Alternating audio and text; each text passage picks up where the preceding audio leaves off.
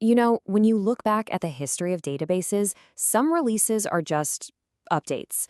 But every now and then, one comes along that's a genuine turning point.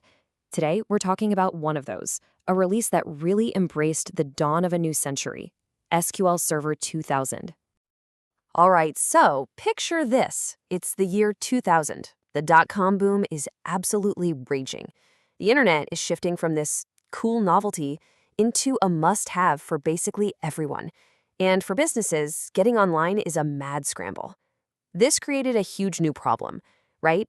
How do you manage and serve up all this data on a global scale? The world really needed a new kind of database. Okay, so here's how we're going to break this down. First, we'll get into how this release just jumped headfirst into the internet age. Then, we'll see how it bulked up to become a real enterprise powerhouse.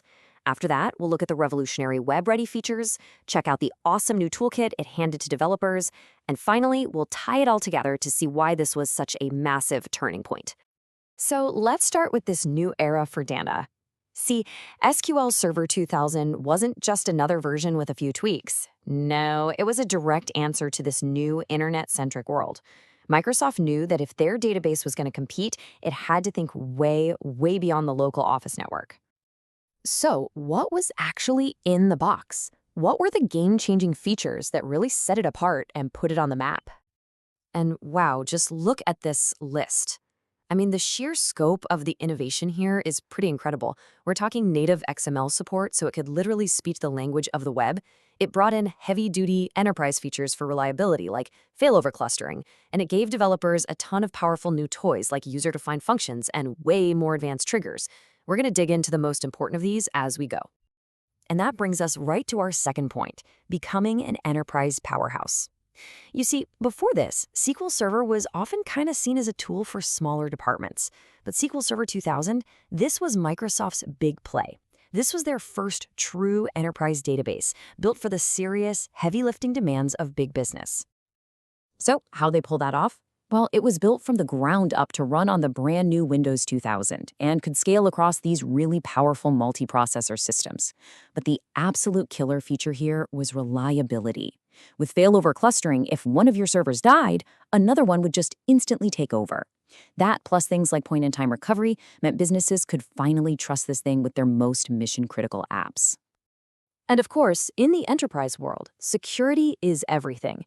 SQL Server 2000 tied directly into Active Directory, which was a huge deal. It made managing users so much simpler and more centralized. It also gave you way more fine-grained control over who could see what and do what in the database, moving beyond simple permissions to these really sophisticated roles. Okay, now for what was, I think, the most forward-thinking part of this entire release, making the database truly web-ready. And this was about more than just speed. It was about totally changing how a database talked to the rest of the world. And the heart of that whole strategy was native XML support. Look, back in 2000, XML was the universal language for moving data around on the web. Before this, getting your database data into XML format was this clunky, painful, multi-step process. SQL Server 2000 completely changed the game by just making the database fluent in the language of the internet. And check out how clean this new process was. A web app can now shoot a query straight to the database using standard HTTP, the language of the web. SQL Server just understood the request, no translation needed, processed it, and sent the results back as perfect XML.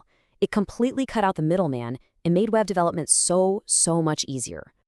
This all leads us to our next big idea, the new Developers Toolkit. SQL Server 2000 wasn't just for the admins keeping the lights on. It was absolutely packed with features meant to let programmers build way more powerful and sophisticated applications, with the logic living right inside the database itself. Take triggers, for instance. For the longest time, a trigger would only fire after a change was already made to your data. But SQL Server 2000 gave us instead of triggers. This was a massive leap. Now a developer could literally step in front of an attempted change, run all sorts of complex validation logic, and then decide, do I let this happen? Do I change it? Or do I just block it completely? It gave them an unbelievable new level of control. And that wasn't all, not by a long shot. It also brought us user-defined functions, so developers could write a chunk of code once and then reuse it all over the place. And it planted the seeds for modern business intelligence. You had analysis services for really deep data mining, and even a little sneak peek of what would become SQL Server reporting services. So, when you pull all of this together, you've got the enterprise-level stability, the native web integration, all these new developer tools. You get to our final point. SQL Server 2000 really was a true turning point. This was the moment it graduated from just being a departmental tool into a full-blown industry platform. I think this quote just nails it. The whole perception of the products changed. It wasn't just that database that comes with Windows anymore. Suddenly, it was a serious contender that was born for the web, tough enough for the biggest corporations, and an absolute dream for developers to work with. So you see, it all comes back to these three pillars. This was the foundation of its success. The failover clustering made it enterprise-grade. The native XML support made it web-ready.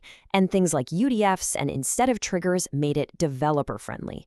It was the magic combination of all three that made this release so transformative. And that kind of leaves us with one final thing to think about. It's pretty wild to look back and see how many of these ideas from over 20 years ago are still fundamental to how we design databases today. Things like user-defined functions, advanced triggers, built-in BI, they're all still here. It really makes you wonder, which of these features do you think had the most lasting impact on the data world we all live in now?